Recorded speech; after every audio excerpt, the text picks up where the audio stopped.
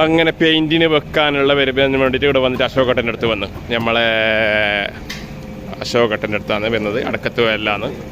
അങ്ങനെ ഞാൻ ചെറുങ്ങനെ ഒപ്പിച്ചിട്ട് പോയറാന്ന് പറഞ്ഞിട്ട് വന്നതാണ്. അപ്പോഴേക്ക് അശോകേട്ടന് ഫുള്ള് തട്ടിയിട്ട് അതിനെ കുറേ ഇതാക്കി. നമ്മളെ നാട്ടിലെ ഏകദേശം വണ്ടിയും എടുത്തേക്കാണ് വരുത്ത് അടക്കത്ത് വയലിലേക്ക്.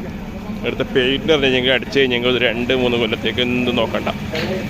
പക്ഷെ നമ്മുടെ നാട്ടിൽ കടൽക്കരയിലായത് കൊണ്ട് ഉപ്പിൻ്റെ ചുവയുള്ളത് കൊണ്ട് പെട്ടെന്ന് ബോഡിക്കെല്ലാം തുരുമ്പ് കയറുന്നുണ്ട്. ആ ഒരു പ്രശ്നം. അല്ലെങ്കിൽ പെയിൻറ്റ് മാറ്റേണ്ടേ വരില്ല. അത്രയും ഷൈനിങ് ഉള്ള പെയിൻറ്റാണ്. ഇവിടെ വേറൊരു വണ്ടി ഫുള്ള് പെയിൻറ്റിൻ്റെ ഇതായിട്ടുണ്ട്. ഇത് നമ്മളെ നാട്ടിൽ തന്നെ വണ്ടിയാണ്. കീറ് നമ്മളെ സുഹൃത്ത് അപ്പൂൻ്റെ വണ്ടിയാണ്. പണിക്ക് വെച്ചിട്ട് തന്നെ കുറേ ആയി. ഏകദേശം 1 മാസത്തിൻ്റെ ഫുള്ള് പണിയെടുത്തതാണ്. ബോഡിയെല്ലാം മാറ്റിയതാണ്. പുതിയ ബോഡിയെല്ലാം കയറ്റിയതാണ്. അപ്പോൾ ഗൈസ്, ഇത് നമ്മുടെ നാട്ടിലേക്ക് വരുന്ന പുതിയ അത്തുലിൻ്റെ വണ്ടി. എൻ്റെ സുഹൃത്ത് ഫൈസലിൻ്റെ വണ്ടിയാണിത്.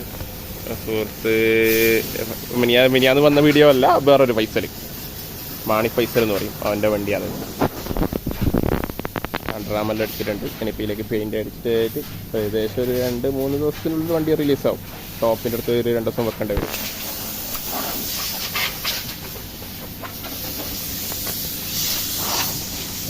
ഇത് പെയിൻ്റ് അടിക്കാൻ വേണ്ടിയിട്ട് ഫുള്ളായിട്ടുള്ള എല്ലാം ക്ലിയർ ആക്കുന്നതാണ്.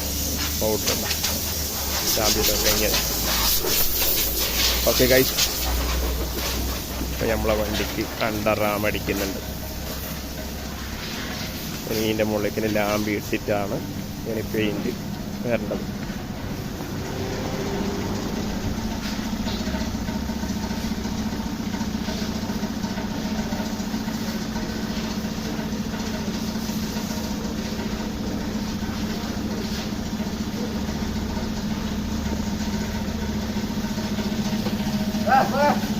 നമ്മളെ തളലാശാനും വന്നിന്. നമ്മളെ വണ്ടി പെയിൻറ്റിന് വെക്കാൻ വേണ്ടിയിട്ട് വരുന്ന സമയത്ത് തളലാശാനും ഉണ്ട് കൂടെ. എവിടെ പോന്നേ?